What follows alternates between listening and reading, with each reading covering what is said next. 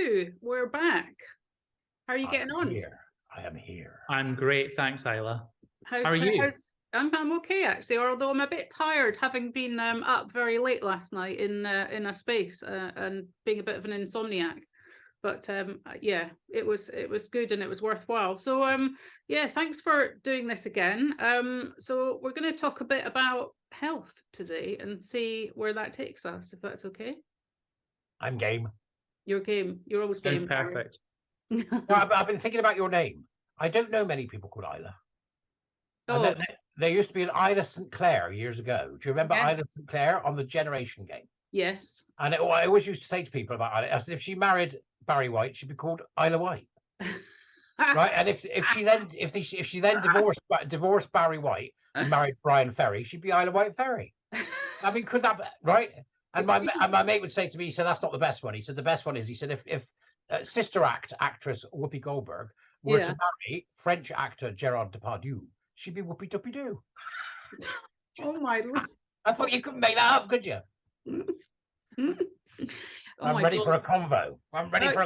Let's go. Let's go. Okay, well, look, I'll tell you what inspired me to think that we should talk about health, possibly just because I've, been getting into a bit more fiery conversations. But basically, I was thinking about the Good Law Project, and obviously the news is absolutely full of health crisis.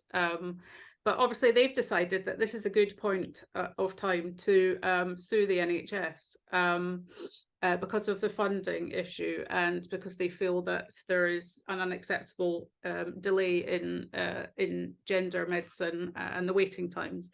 So I also thought we'd attach that onto some kind of discussion about economic decision making, which is kind of part of a bigger issue. And it could be a bit of an elephant that's not talked about, because essentially it's a bit of a gender body apocalypse, growing population, really. And I know it's a difficult conversation to have, but essentially what I think is that we've got this exponential rise in this population who are going to require this long life of financing from the NHS, and essentially it's all about an iatrogenically caused set of harms, and it's worth thinking about the fact that at the moment gender care is not funded in the same way that normal NHS care is, and they actually sit within a very specialist programme. But the NHS generally, I don't know if you're aware, has got a kind of a backlog of 6.2 million people on waiting lists. And we know it's in crisis, and we know that the 18-week thing is completely, a nonsense. And it's out the window, because if you try to get an appointment now for, to get a knee replacement or an endocrinologist or a neurologist, you're going to be waiting for a very, very long time. In about a couple of years ago, we know that the NHS and social care bill was about £192 billion. I mean, that's a lot of money. But the UK, I don't know if you're aware, but we are actually in the bottom third of international comparators for our healthcare performance. And we also have this really, really high level of unfilled posts in both kind of nurses and doctors. It's a big, big issue. So one of the things which about economic decision making, and I'm sure you're probably both aware of this, and Robbie being a big student and studier of these things, is the economic decision making is very mathematical, and it's not based on emotion. If you think about something like cervical screening as an example, even though that's funded in a sort of separate way to gender medicine, it's done on the premise that a number of women will die, and that's an acceptable thing because you can't save everyone. But the idea is how many is an acceptable level of loss in order to make something financially viable, right? And that sounds terrible, and like, I don't care about people, but obviously I do. But that's essentially the way that the NHS works. And then it applies a whole research and evidence base to its decision making. So when I think about this situation, about this exponentially growing population of iatrogenically caused, gender apocalypse, is that I think we need to slow it all down. And I don't know what you think about that, but I think we need to not gloss over the fact that there is no evidence base. I think what's going to happen, right, is that soon they're going to run out of road because, and this is, I know this is a kind of long intro, you just have to sort of go with it. What I think they've done is they've tried to control the narrative for so long that studies weren't allowed to take place, right? So we've got to a point where for the last 10 years, everything's had to have such a bias on it, whether they were, PhD studies, whether they were clinical studies, medical studies, that there is no real methodologically sound studies anymore. So it's going to come to a point, even though they're specialists, they have specialist funding, that the NHS is going to come to a point and say, nah, we can't do this anymore. There's no evidence base for this. You're literally just harming yourselves. So I don't know. That's my intro to that little elephant in the room. What do you think? I think as well, you also have to bear in mind, Isla, that this has been something that has also relied on there not being an evidence base and relying essentially on trading on that lack of evidence base. I brought it up last time. I'll bring it up again because it's incredibly relevant. The Stephanie Davis-Arai interview with Susie Green on Newsnight, in which when Stephanie Davis-Arai discusses the evidence base with Susie Green goes, there's a Dutch study. And obviously, Stephanie Davis-Arai knows that there has been a Dutch study on puberty blockers. This is on puberty blockers so that people are aware. And says, well, yes, but have you been aware of the long-term effects of this? And Susie Green goes, well, no, but it doesn't matter because there's a Dutch study. Again, this is an element of bluff. And we have to bear in mind that I think this is very important when we're discussing these things. This movement has relied essentially very heavily on bluff and essentially pseudo-intellectualism. So this is saying, people saying, there's a study. They're not talking about the methodology of the study. They're not talking about what the study's aims were, what the goals were, what were the hypotheses, what were the conclusions. No, there was a study, so take that, I win. It's very cheap, but it's had an intellectual weight. And I think you're absolutely right regarding emotions, except when it comes to this area of healthcare. Emotional blackmail has underpinned the ability of these individuals to control and rigorously police I say healthcare. I think that's also something that we have to fundamentally challenge on this. It's not healthcare. This is not healthcare. And I'm very, very strong on this. I think that when people say trans healthcare, you should immediately fight back and say, what healthcare? And for what illness? And for what ails you? Please identify what ails you. Think about the amount of funding. Sorry, my light has just run out of battery. I've gone slightly dark. If you think about the amount of money which is being spent on speech therapy for men, right? There's now a massive long waiting list. If you've had a stroke or you've got, if you need speech and language therapy, because it's chock-a-block with men who want to sound, more, have a higher octane or whatever it's called. Is it right for the NHS to pay for feminine surgeries, on their face or any other cosmetic surgeries? No, but again, Isla, I don't know if you remember, there was a tweet back from 2017 or 2018. It was by an NHS nurse, and they said, and this is how I knew there was a serious problem developing in the NHS. Was this individual said, well, there are very selfish women waiting for mastectomies for cancer, but don't they know that more people die from transgender suicide than do from cancer? Which I remember sitting there and going, I was sent this at first and I thought, that's a hilarious parody. Someone's clearly running a parody account. And then I tweeted back to the tweet and said, oh, hilarious parody. And the person got extremely angry and said, this is not a parody. Do you understand trans suicide is an epidemic? And I sat there and thought, oh dear. You sit there and you go, I can't believe these people are quite serious, but they are. Again, I think that we have to redefine this as something that is not healthcare. Having your breasts removed because you have a serious illness, and it's a serious mental illness, you have a dysphoria of your body, is not healthcare. It is not in any way healthcare. Cross-sex hormones are not healthcare. They're actually doing a great deal of harm to these individuals with very little good outcomes positive. So when I think one of the key strategies here, Isla, has to be saying trans healthcare does not exist. Apart from healthcare, and just kind of briefly to finish, I think as well, we have to ask the question here. I repeatedly see trans people receive no healthcare. It's a propagandist claim. Trans people are waiting for healthcare. Trans people don't receive equal healthcare.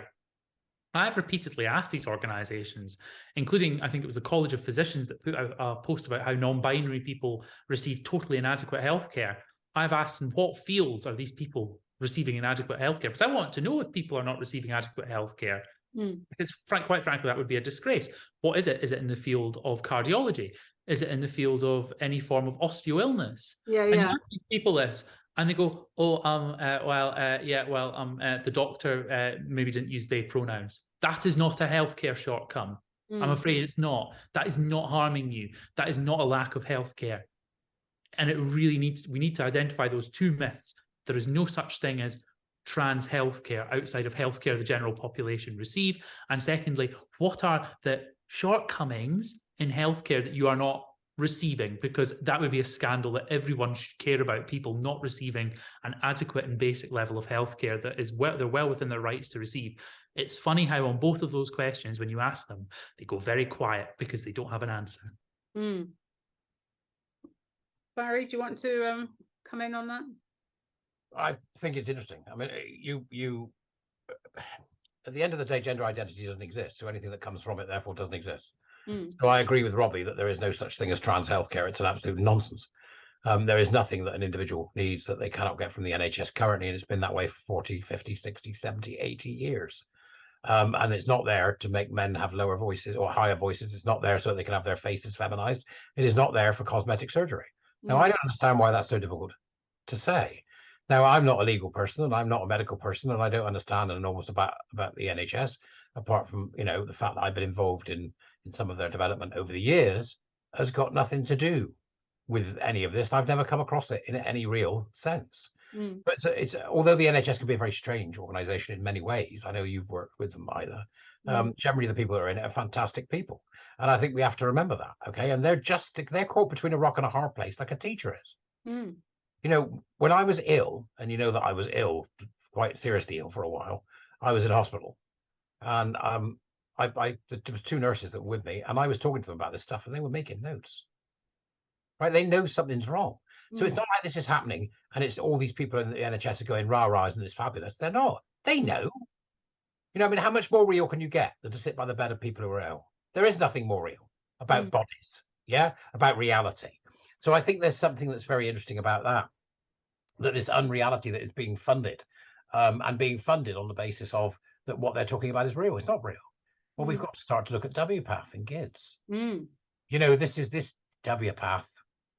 There's a darkness there somewhere, I feel, so we've got to start looking at it. The CQC even recommends them, they're the WPATH guidelines. It's insane. I think Tish has done a wonderful job of analysing WPATH, and I want to take a closer look at it and see if there's any way that I can get it into something, because Tish does great research. Yeah, lovely. I can get into a situation whereby I can make it into a palatable and easily understandable 20-minute shot. That's what I'm after, is trying to be able to do that. But it's this idea that it's being funded and we don't know what for. There was an freedom of information request that I believe went in recently to one of the hospitals in particular, the name of which escapes me, where they talked about how they're gearing up for it. They're bringing people over from abroad to train surgeons to do the surgery. It's like, what are you doing with my money? What are you doing? Stop doing this with my money. I am not paying for this, right? So there's an element of that, isn't there? And I think, just before I stop and let you come in there, if I may, I think that I'm not a great fan of the NHS, except as a group of people who do an extraordinary job in an organisation that I think is hugely dysfunctional. Right? I think the NHS is massively. I think it's a socialist state in its own right. It is now 20% of our GDP.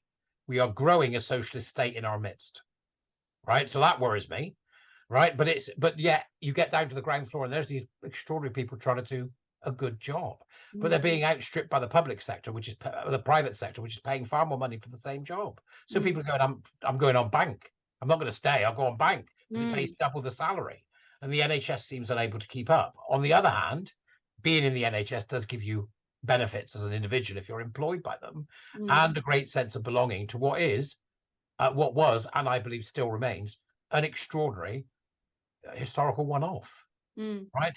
So I think we can be critical about what the NHS is doing. It doesn't mean we want to get rid of it, or So they were said the nurses were telling me how they end up paying £10 for a blue roll. How does that happen?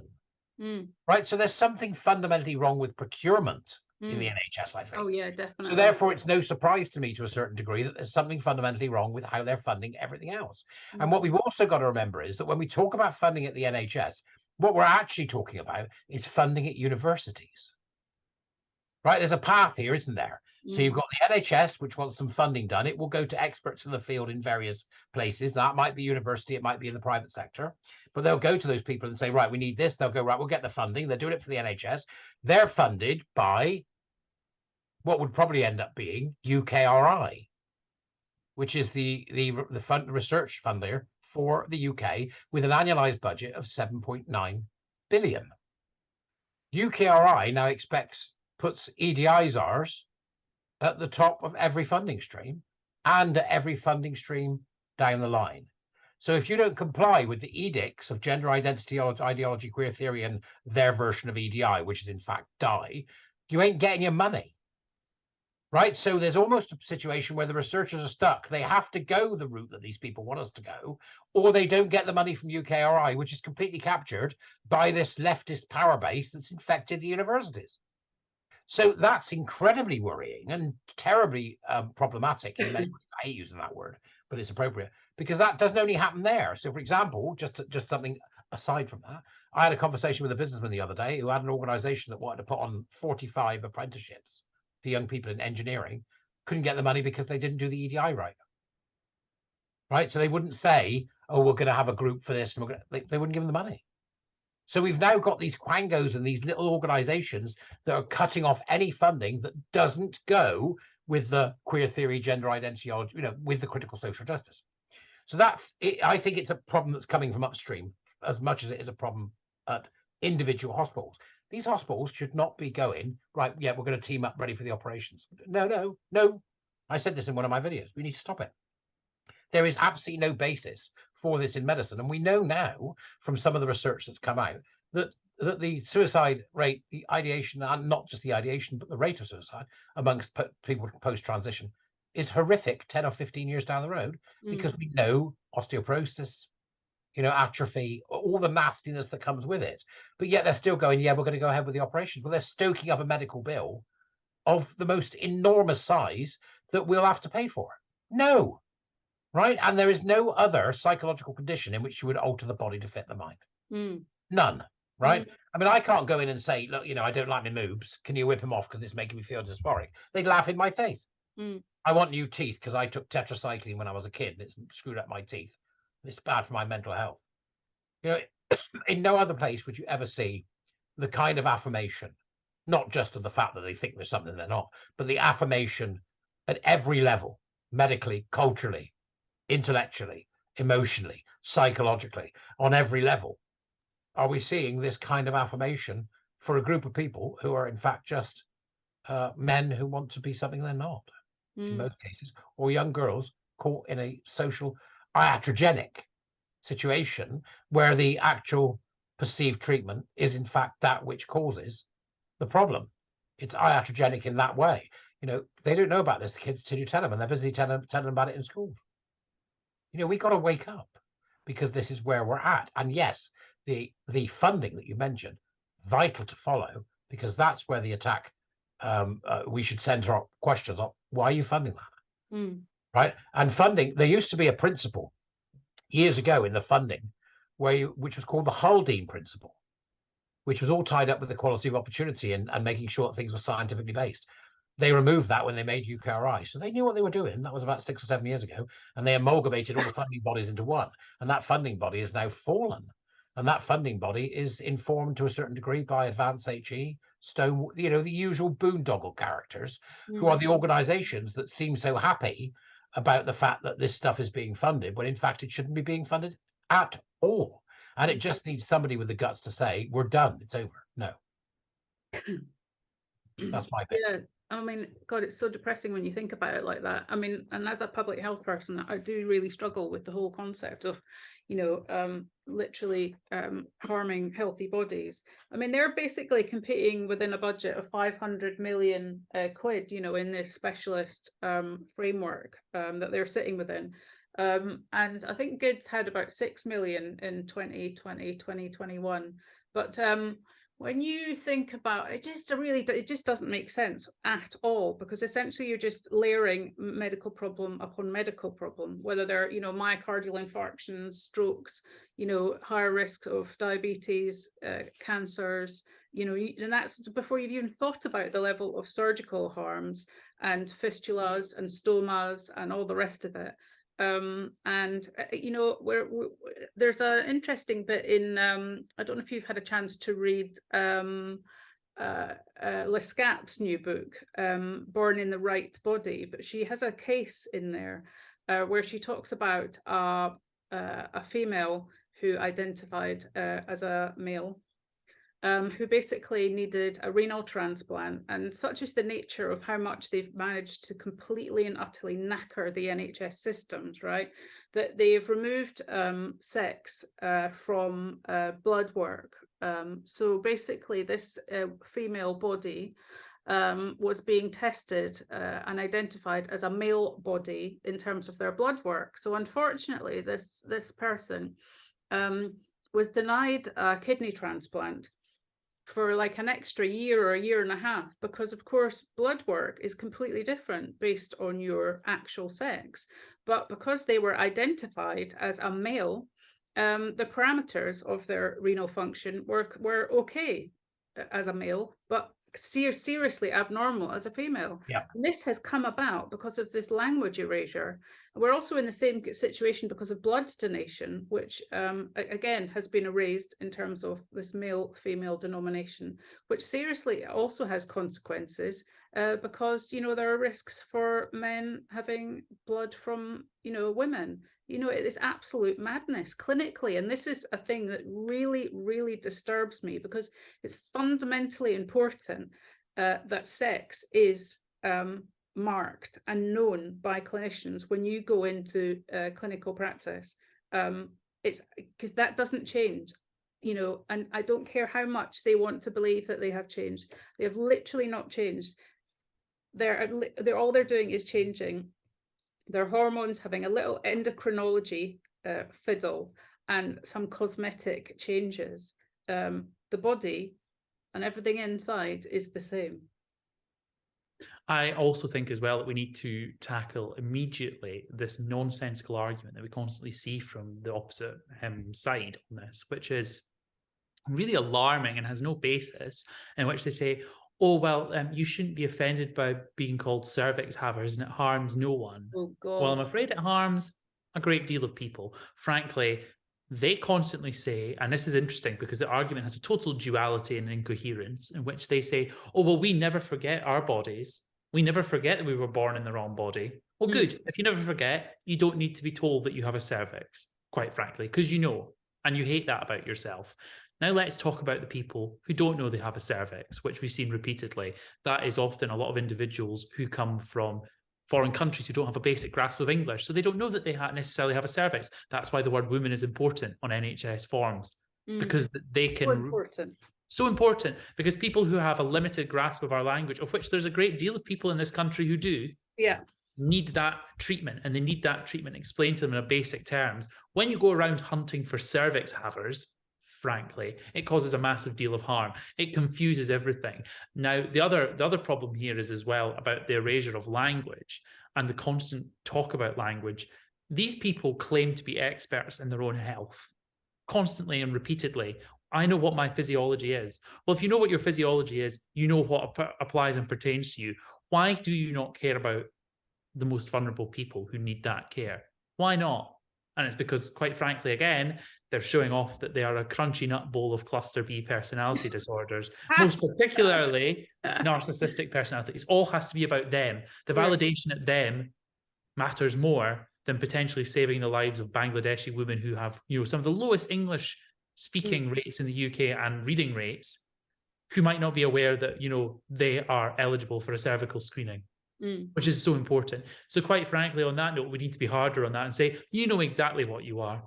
You know exactly about yourself, your physiology, and you know inherently why you think that makes you trans. Whether it does or it doesn't is immaterial. They know exactly about their physiology. So stop harming those who don't have that same opportunity. And it needs to be hammered home. The other thing I think that we need to deal with, and I think Barry was absolutely spot on about this, is the staff at the NHS really do care. But what is going on here is levels of incompetence and negligence in senior management. I'm talking about the WPATH situation regarding the direct transposition of, for example, eunuch into Scottish healthcare provision and Scottish healthcare resources and regulations, talking about how eunuchs were a real thing. And why did you do that? WPATH told us so. I'm afraid it brings to mind that great Spitting Image song in which you had old John Major's cabinet in Nazi uniforms swaying back and forth saying, we were only obeying orders. And the one who made us do it all was she. Well, quite frankly, that's exactly what we've seen here with the NHS, and it's not good enough. I'm afraid just because an international body comes along and says, hey, chaps, you don't mind just including eunuch and getting rid of Scoptic syndrome from all of your definitions, just do it and don't ask questions. The first thing that an NHS should do when someone says, do this and don't ask questions, is go, yeah, I'm afraid we're not going to be doing that, and we will be asking the questions. And the fact that they have done it is negligence from a senior level, and actually it puts staff in an incredibly invidious position, because a lot of the staff may not be necessarily always aware of the full extent of things, but they cannot speak out against this because essentially it has been introduced. And because of the standards, the new actually, let's not call it Holy Trinity, let's call it the unholy Trinity, the new triumvirate of despair, quite frankly, because they've introduced this, what you now see is employees are unable to speak out about this. They're unable to report it. And then what happens is you see a month or maybe a year later, if you're lucky, the NHS go, oh, sorry about that, chaps. We introduced that, but yeah, there wasn't really a clinical basis for it. It's absolutely shocking, and it is a management level decision. And frankly, the other thing we need to be seeing is any individual who's on £80,000 plus, or even any less than that, quite frankly, who's doing a diversity, inclusion, and equalities officer role should be scrapped immediately. Those roles can be fulfilled by HR and legal. If you have a problem of discrimination, legal, straight away legal. I don't care what some little apart chick from Stonewall comes along and says, well, Nancy Kelly told me that if you misgender a teddy bear, you can get sacked. Don't care. Don't care, and I don't care for paying them that amount of money. There's nurses and staff who deserve far higher pay, and these people deserve no pay, frankly, and no part of the organisation. HR can deal with recruitment issues, and frankly, the fact that these two organisations aren't experts in the law as the NHS, because the NHS claims this, oh, we need experts in that law. So what about the legal experts that you are hiring? Do they not know anything about equalities and diversity? I mean, I'm talking the legal requirements currently, not the kind of ideological whack of Judith Butler. So what we need to do here is also we need to rid that. We need a great purge of these people out and actually go back to legal experts talking about the real law, not Stonewall law, not made up law, not the law that they saw written behind a bus shelter once. Frankly, that's what needs to be done. And I think that that's really, really pressing. And we need to start asking questions of international organizations as well. Not just post-COVID, with the state of the WHO, etc., and all of that, which is a totally different conversation. You can't just accept what an international organization says without question and go, yeah, we'll just do whatever you say. It's not good enough, and I think people need to start waking up to that. Really unacceptable. Oh God, don't get me started on WHO. I mean, you know, let's gloss over the fact that, you know, COVID was not airborne for the WHO, but you know, just going back to your cervical screening proposition, you've got these women who basically opted out and in general practice and actually said, you know, I am now a male, thereby opting themselves out of a cervical screening program, and then will turn around and say, you didn't invite me for cervical screening. You know, this is their choice. They've made this choice. And how about they take responsibility for their own health, like we all have to, and make healthy choices? So therefore going, oh, you know, every 3 years I need to go and have a cervical smear, rather than expecting the whole, you know, the whole of the country to change on a whim for a few women who decided that they want to, you know. Could I be briefly very heretical here, Isla, and say that I don't think you should be able to opt out of a sex definition at the NHS. Once that's on your file, you shouldn't be able to opt out of it. Yeah, yeah. I think that's the very basic solution here is not to pander. No pandering. You can't change it. If you want to identify as that, wear clothes like that, that's absolutely fine. But it doesn't change your NHS file, and you can't opt out of cervical screening. Unless of course you've had certain removals, etc. And you know that in that case, fine. But quite frankly, don't allow individuals to change their sex on NHS records. You shouldn't be allowed to do that. No one else should be allowed to do that. Let's just stop the pandering. I think it's the easy and elegant solution to all of this nonsense, quite frankly. Barry, what you? Well, it's the most extraordinary phenomenon to think that we have this parasite of a way of thinking has inveigled itself to such an extent that just about every strata that helps us keep the NHS running is infected with the same ideological nonsense. But it's an interesting, but it's not, to me, I think, and I made reference to this earlier, Isla, there's something particularly leftist about this. And I don't know why it feels like that, but it does. And if the NHS was a corporate organization, it would be flying at this at a rate of knots in order to make money.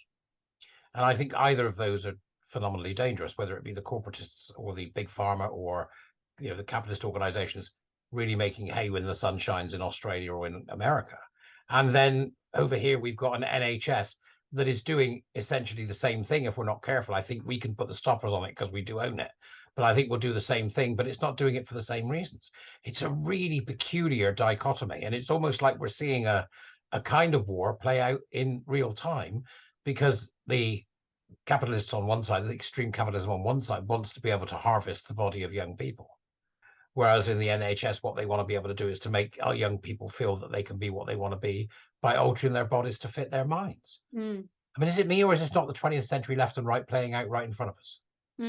There's something very peculiar about this, about equity versus the extreme side of capitalism. It's the most peculiar phenomenon. But it also it makes me think about how on earth do we prevent this from happening unless people speak up? You know, I'm back again, and I always do this. I'm terribly boring on this front, so both excuse me. It's the individual that will change this. You know, on the cultural level, on the social level, on the legal level. Rob is absolutely right. We need more cases. Bang on. You know, and other organisations will be bringing these cases, and each case chips away at the edifice. But where the hell's the government? Where the hell are they? Why isn't Rishi Sunak? Can you imagine Thatcher putting up with this? Why isn't Sunak standing and saying, right, that's it, we're done. NHS, you will fire every EDI person and every organisation you're attached to that does it, and you will do it tomorrow. Why can't he do that? Well, we know why. He hasn't got that power. But they certainly have the power to be able to legislate to ensure this thinking is removed from the public sphere. And yet they don't seem to have the appetite to do so, because they live in the same bubble as the people who are pushing this. Your average punter doesn't know about it or doesn't care about it to the extent that we wish they did. So we're still at the end of the day stuck with this. How do we get people to get involved and to actually speak and to do something? And many are. I heard from a group of nurses only 2 weeks ago that had been forced to go on training by the LGBT Foundation. And they said it was, these were Muslim women who'd come to me, and they said it was utter cobblers. Now, I know that one of them has gone on the training again this week. They're going to attempt to get some information for me from some of the work that's gone through the NHS from these people. So we'll see what comes of that. But we need more whistleblowers. We need people to stand up and say, you know, this is what's happening. The problem is it comes with the most enormous cost. Yes, yeah. Most enormous cost. And while that continues to be a thing, while that continues to happen, because we still don't have the free speech bill, which is wandering its way through Parliament, we have the online bill, which is a disaster waiting to happen. It's absolutely. It's like something from 1990. These people are living in a different world. Just stop it. Forget it. You're not going to regulate this stuff. And the minute you try to, they'll set something else up. So you can stop pretending you need to protect adults. You need to get adults to protect children. That's how I see it. So there's a serious problem here with this, once again, as I always continue to waffle on about, behaviorist ideology of how we expect people to learn and how we expect people to behave. Nudge this and nudge that. No, and more people need to be declarative about this and say, I'm not paying for it. I want it stopped on the NHS and I want it stopped altogether. And then people will say to me, that's very cruel because there are certain people. I don't care. I'm not sacrificing gay children so that certain people can feel better. I am not doing it. Right? It's that simple. And if you think that that's a fair exchange, and you said this yourself earlier, Isla, when you gave us your great introduction today, that's how the NHS works. Remember Fight Club? Do you remember at the beginning when he's working out whether or not it's worth paying out the money or recalling the cars back because the guy burnt to death in it? And that's what it comes down to. It's down to, is it worthwhile and is it actually viable from a financial point of view, which is an economic outlook we don't want to think about, but does have to be taken into account. Well, you can't have this. It's not on, and it needs to stop, and it needs to stop. But how do you stop it if they're teaching children in school?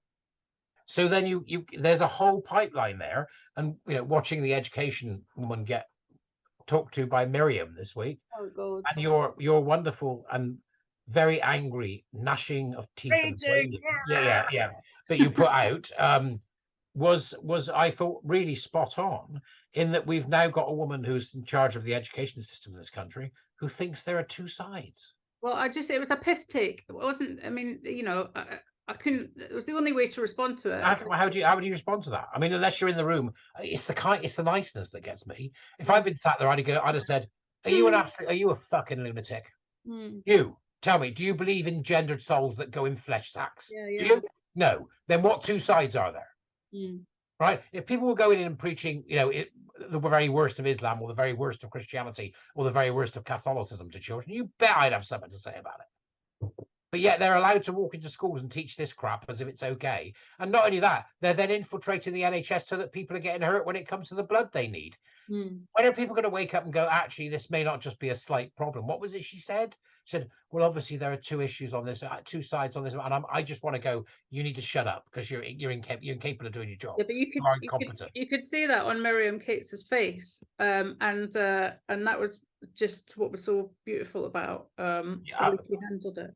I mean, one of the things you talked about earlier, well, both of you, you mentioned, we talked about mental health and suicide. Maybe I can kind of draw you back into some thoughts about that. I mean, this kind of prolific abuse of this, suicide data.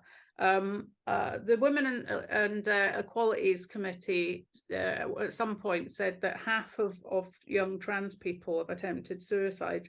They said that in 2015. Yeah, that's kind of gone on and on and on. And the Guardian, you know where they got it? Stonewall, I think it probably came from in the first place. 27 self-reported people. Exactly, because I think the PACE study as well, that was 2011. I mean, they've literally been milking it over and over again. Yeah. But then we had, Michael Biggs kind of smashed this to smithereens. But I think that every time people see these abusive use of these non-existent minds, because remember, some of these people actually just possibly, had a fleeting thought. It was probably just, I can't really cope with the fact that these things go so unchallenged. And so many services and funding is now hanging on this whole thing that keeps just being repeated over and over again. I mean, what's your kind of thoughts on that? Well, I think it's we have to consider it in the context of the culture in which we live, and we live in a culture of hyperbole, right? And therefore, not just hyperbole, we live in a therapy culture in which emotions have become everything. So therefore, if somebody says, I'm going to commit suicide, this entire rank and file of people turn up to do something about it. And I had a very interesting conversation with a psychologist yesterday from Thoughtful Therapists, an organization that's attempting to do some tremendous things. And it was very interesting talking to him. And I've got a problem because I think we've got a mental health sales drive, right? And it's about time people woke up to the fact that your emotional state is nobody else's responsibility, and you should stop emptying your emotional bowels in public. Right? That's what they should stop doing, okay? And then when it comes to emotions, it's very, very simple. We all have them. It's what makes us human. They are either unbelievably wonderful, right? The smile of a baby or the giggle of a baby, or they're unbelievably awful, when we are at our worst, or when we see the worst, or when we experience the worst. And that's the roller coaster of the world that we all live on. And thank God, because I don't want to live on a merry-go-round. Yeah. Right. So there's that. And then there's the second element, which is when emotions come a knocking, let them in the front door, let them in the back door. Don't sit down and have lunch with them. Right. That would be my advice. So we've seen an overemphasis on emotions, as if that's got any real sort of aid to anyone outside the truly interpersonal, and of course the intrapersonal, which is your relationship with yourself. Well, the emotions have taken a center stage throughout many areas of public life, and that has to stop. I don't care what you feel. That's not my problem. I need to know what you think. Well, businesses and organizations are now, well, we give them breakfast so that they're emotionally stable. It's like, what are you doing? Make money. Stop messing about, right? Or you've got a situation whereby we now have this suicide thing that comes up where people go, oh, I'm feeling suicidal today. And it's like, you wouldn't say that normally. It's because we live in a world of hyperbole and you want attention, right? So there's an awful lot of attention grabbing going on here. And then the other thing is, of course, that people talk about suicide as if it's an option, which the Samaritans have constantly warned about it not being. You've got to stop doing that because you cause it. We're back to iatrogenic again, aren't we? Which is if you talk about it. Now, the other thing that I would add to that is, if somebody, one of my friends says, if you don't do that, I'm going to commit suicide, my answer will be, go on then. You're not blackmailing me. I don't care if it costs you your life. Go on then. We need to toughen up, right? We need to toughen up. My mate came to me with a really interesting conversation yesterday. He's just sodded off to the Philippines, bless him, for 6 weeks. But he was stopping off in Qatar on the way, because that's where the plane stops. And apparently there was a death in Qatar yesterday. A guy fell from one of the scaffolds, 29-year-old guy, and died. When they were interviewing the chap from Qatar, he said, yep, he's dead. Best of the family. Why are you asking me about this? There's more important things in the world. And people were horrified by that blunt, unemotional acceptance of the reality of life. Now, of course, there's questions to be asked about suicide, which I'm sure they will. But there's no validity in asking this guy from Qatar to give some emotionalized statement about how bad he felt. It's like some kind of religious purging that everybody has to do. So how do you feel about it? I don't feel about anything. I think. Right. And that's what we need to do. We've got to say to people, get the word feel out of your vocabulary, because how somebody feels is utterly immaterial to you. Utterly immaterial. Until it's something between the two of you, or the three of you, or a family issue, or a friend issue. Other than that, what does it matter what you feel? It's what you think that matters. Yeah, interesting. I mean, that's kind of quite an interesting thought, which you've kind of blindsided me on that. I mean, I might come back. Let Robbie speak, and then I'll come back to you on that. What do you think, Robbie? I think actually Barry's completely right regarding this worship of emotion and the constant need for people to perform an emotion. What people aren't annoyed about, in the case in Qatar, people aren't annoyed that they didn't get more details or we didn't know. People are annoyed that people are not emoting in public, that people are not genuflecting at an altar. That is what people are angry about. And that is why it's so dangerous. I think going on regarding suicide, people who threaten other individuals with their own suicide are engaging in coercive control. That is what this is. It is very vicious, very nasty coercive control. And it's something that needs to be looked at with a great deal of cynicism and a great deal of real concern about an individual's mental health. Because quite frankly, if an individual saying, give me this surgery and these legal rights, otherwise I'll kill myself and blood will be on your hands, that is not an individual operating from a reasonable position. They are not stable. And quite frankly, they should not be in the discourse or dialogue because they do not have anything intelligent to offer or any sort of analysis. What they have is a feeling, basically brandished with the force of a knife. That is what they're trying to do. They're trying to say, here are my feelings, deal with them. Now, the other thing I think as well that Barry's right about is about emoting. I think that we have to be really careful here as well. And I think the online safety bill, although it might seem totally bizarre and irrelevant, is very relevant here. Because what we're doing is we're saying, if you look at the MPs, there's an increasingly funny overlap between MPs who think that people should be protected from people online saying nasty things on Twitter about them, but that children or people under the age of 18 there should be no regulations regarding these individuals watching porn. Funny that, isn't it? Free access to porn for these individuals. But they can't tweet mean things on Twitter. And what is a mean thing on Twitter? For example, pylon, for example. But what we're seeing here is individuals policing very rigorously what emotions people should have. You know, and this is something that's very dangerous. So if we go to the kind of the legal side of the pylon section on the online bill, the online bill says pylon just means people responding to you, though, doesn't it? Mostly. Yeah, but what does it mean? This is a great point, Isla. What does it mean? Yeah. You know, what is a pylon? Is that so? Say me, Barry, and you, and let's say 4 of our followers tweet at, I don't know, an organization and say, we think you shouldn't be allowed to provide this service. And let's say that 1 or 2 of us include something that is a little bit more spicy.